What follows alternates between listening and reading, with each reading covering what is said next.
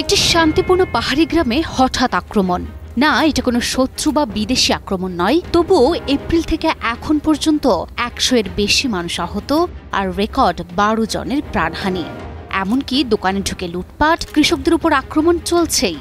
পরিস্থিতি এতটাই ভয়াবহ যে রীতিমতো সেই আক্রমণকারীকে ধরতে সরকার সেনাবাহিনী নামিয়েছে। তবে অবাক করা বিষয় হলো আক্রমণকারী কোনো মানুষ নয়, বরং বন্য পশু। হ্যাঁ, ঠিকই শুনেছেন, বন্য ভাল্লুকের ভয়াবহ হামলায় রীতিমতো কেঁপে উঠেছে জাপান। জাপানের উত্তরাঞ্চলের ওকিতা প্রদেশে ভাল্লুকের দলের ভয়াবহ হামলা। জলবায়ু পরিবর্তন আর খাদ্য সংকটে পাহাড় থেকে নেমে আসছে এই কালো ভাল্লুকের দল, যারা প্রায় ১৩০ কেজির কাছাকাছি বা বেশি ওজন নিয়ে মাফিয়া বা গুন্ডাদের মতোই ভয়ঙ্কর। বার্তা সংস্থা এএফপির প্রতিবেদন অনুযায়ী চলতি বছর তাদের আক্রমণের ঘটনা রেকর্ড মাত্রায় বৃদ্ধি পেয়েছে। কয়েক সপ্তাহ ধরে আকিতা ও পার্শ্ববর্তী ইউয়াতে প্রিফেকচারে ভাল্লুকের উপস্থিতি ও হামলার ঘটনা আশঙ্কাজনক হারে বেড়েছে। জাপানের পরিবেশ মন্ত্রণালয়ের তথ্য অনুযায়ী চলতি অর্থ বছরের এপ্রিল থেকে এখন পর্যন্ত ১০০টিরও বেশি আক্রমণ ঘটেছে, যাতে অন্তত ১২ জন প্রাণ হারিয়েছেন। নিহতদের মধ্যে ২/৩ আকিতা অঞ্চলের বাসিন্দা।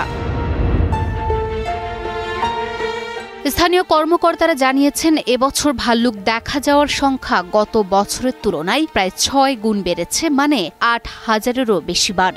স্থানীয়রা আতঙ্কিত, সরকারের নতুন প্রশাসনও সংকট মোকাবিলায় হিমশিম খাচ্ছে। এমতাবস্থায় ভাল্লুকের আক্রমণ ঠেকাতে দেশটির উত্তরাঞ্চলে সেনা মোতায়েন করেছে জাপান। এই সিদ্ধান্তের মাধ্যমে জাপান প্রথমবারের মতো প্রাণী আক্রমণ প্রতিরোধে সেনা সহায়তা নিচ্ছে। সেনারা এখন স্থানীয় প্রশাসনের সঙ্গে মিলে ভাল্লুক ধরার জন্য ব্যবহৃত বক্স ট্র্যাপ স্থাপন, পরিবহন এবং নজরদারির কাজ করছেন। জাপানের সেলফ ডিফেন্স ফোর্স অস্ত্র ছুড়ে নয়, বরং ফাঁদ আর জাল নিয়ে শুরু করেছে ভাল্লুক বিরোধী অভিযান। হিরন আরও মিনারেল ওয়াটার মাত্র ৫০ পয়সায় প্রতি লিটার। ভাল্লুকের পায়ে শেকল, শিকারীদের সাহায্যে এমনকি মৃত ভাল্লুকের লাশ পরিবহন করতে ৫ই নভেম্বর থেকে সেনারা ওকিতায় নেমেছে। জাপানের সবুজ পাহাড়, শান্ত নদী আর নির্জন গ্রামে একসময় শুধুই ছিল প্রকৃতির প্রশান্তি।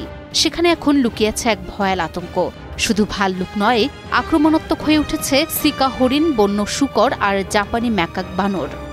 জলবায়ু পরিবর্তন, জনশূন্য হয়ে পড়া গ্রাম, খাদ্য সংকটে বিপর্যস্ত এই বন্য প্রাণীরা এখন মানুষের জীবনে ঢুকে পড়েছে এক নতুন হুমকি হয়ে। ফসল লুট, হঠাৎ আক্রমণ, এমনকি প্রাণহানি, সব মিলিয়ে ২০২৫ সালের জাপান যেন রক্তচাপ বাড়িয়ে দেয়া এক বন্য সংঘাতের মঞ্চ। কৃষকেরা আজ রাত জেগে শুধু তাদের জমি নয়, নিজেদের নিরাপত্তাও পাহারা দিচ্ছে। Desk report, news 24।